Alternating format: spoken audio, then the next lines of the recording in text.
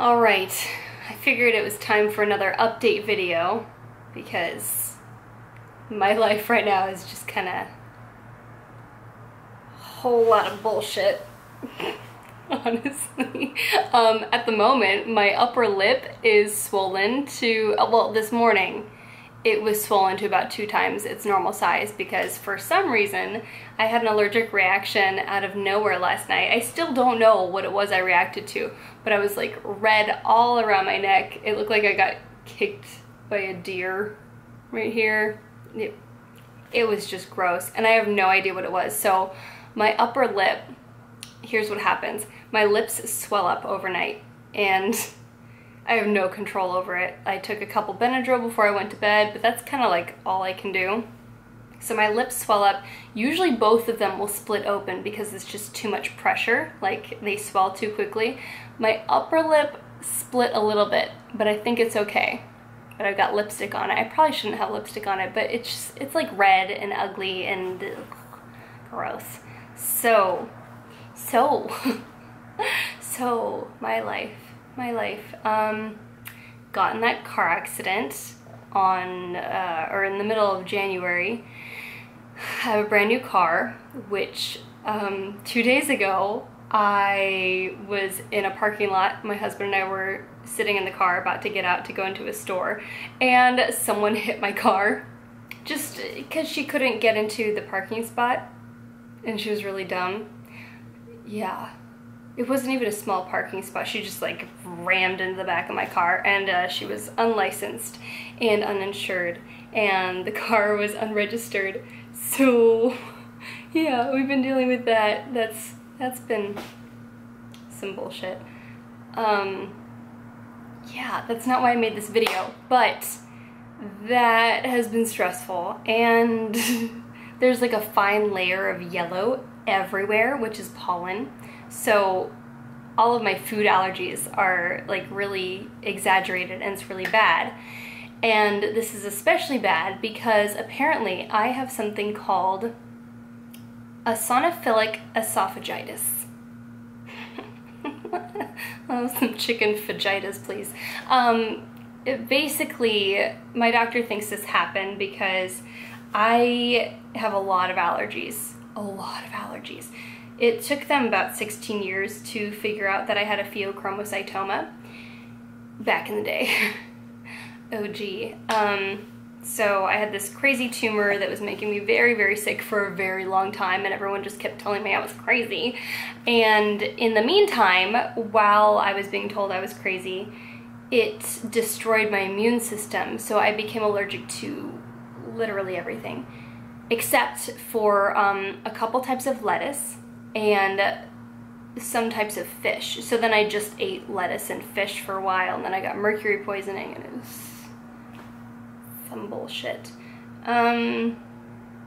But I did allergy shot therapy like 3 times a week for about 3 years, where they basically inject you with tiny amounts of things you're allergic to, and it, I guess, like reintroduces your immune system to them, and eventually you're less allergic to them. So they were able to do that for all of my environmental allergies, but they couldn't do that with my food allergies. So the foods that I was severely allergic to when I first had all of my allergy testing done, I just cut out of my diet completely for about a decade, and those foods, I am no longer allergic to most of them, which is amazing because I missed avocados. Like a decade without avocados, like a year without rain, it's terrible. It's terrible. I don't wish that on anyone. But that's how I kind of had to deal with a lot of those allergies. Now, there were so many things I was allergic to that wasn't really feasible for everything without kind of like destroying my life and the lives of everyone around me, and I don't like to be as high maintenance as I am. I'm still high maintenance, don't get me wrong, but I wanted to like minimize it a little. So I just ate less of the things that I was allergic to. However, this seems to have had the effect of gradually scarring my esophagus.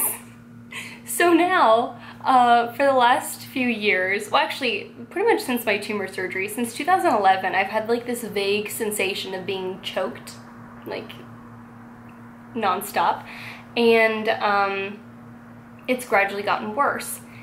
And over the last few months, I have started to choke on my food a lot. I've always kind of randomly choked on my own spit out of nowhere.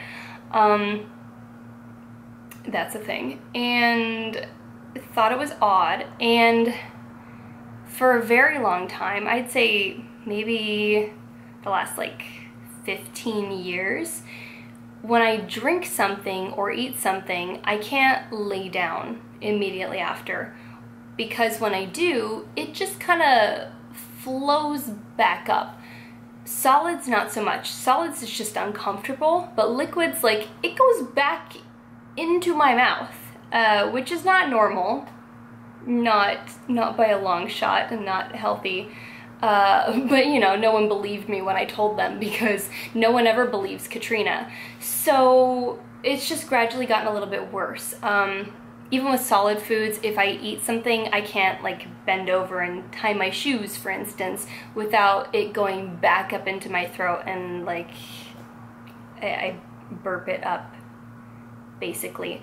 For a few years now, there have been a lot of foods that I eat them and I don't feel like I'm having an allergic reaction, but for a couple of hours after, I'll like maybe, this is so gross, burp up little pieces of them, like French fries or salmon.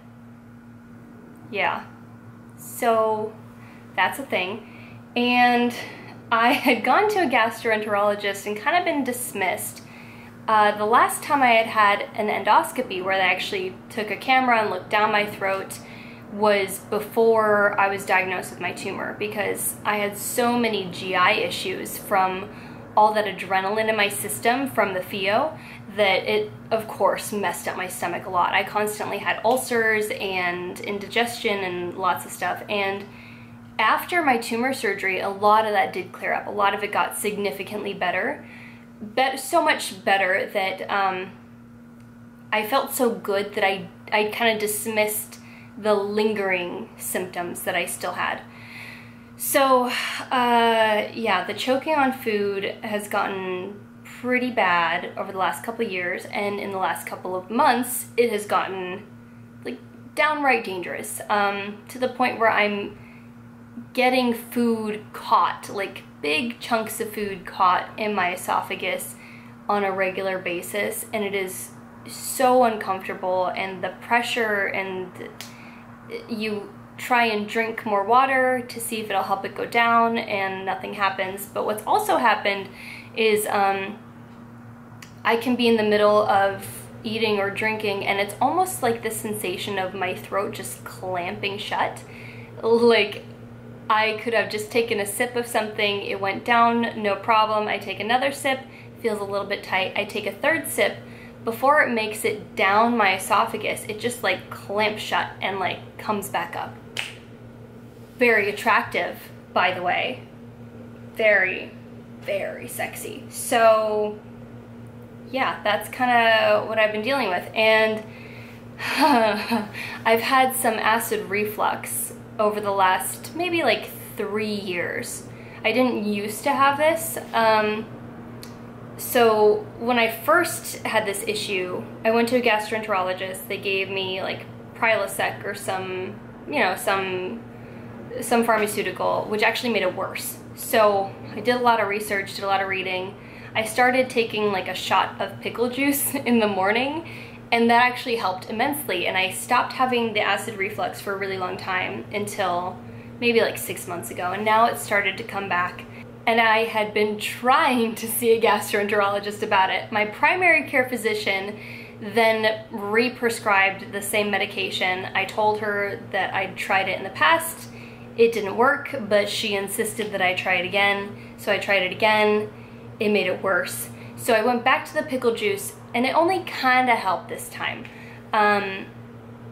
But yeah, everything else with my throat just keeps getting worse, and it's getting to the point where like the stomach acid isn't staying down because I guess, you know, like the sphincters that are supposed to keep things down are just not working. So I've had a lot of uncomfortable acid reflux and it tears up my throat. And when it tears up my throat, I end up with the sensation of like loose flakes of skin in there. And then when that happens, I get the urge to cough, and then I can't stop. I just keep coughing until I cough up little bits of my throat. And it sucks. It really sucks. It sucks a lot, especially because I do a lot of voiceover. So I never really know when it's gonna hit. It's like, I can audition for a project and then just like keep my fingers crossed that I'm not gonna have a bad throat week. And it just hurts all the time. It's sore. And it's not just my esophagus, it's like, it's affecting everything in my throat. It's affecting my vocal cords. I think maybe I'm like holding them differently. I don't really know, but it's a problem. So I am scheduled to go in on Monday, and they're going to do an endoscopy and dilate my esophagus surgically. I guess technically it's not really surgical. I don't know if they're really cutting anything, but it's under general anesthesia, which if you're aware of my history with anesthesia, we don't get along. So I've been nervous about that and just hoping and praying and willing it to go the way it should. And it's been hard because honestly, like, I've been on this journey with my therapy process, doing my EMDR, and a big part of that, a big motivator to start that, was that I started having more memories of my surgery come back, specifically being intubated and having a tube shoved down my throat. And the thought of having to do this procedure and needing to do it now, urgently needing to do it, it can't be put off any longer. It's getting dangerous and it's getting very uncomfortable.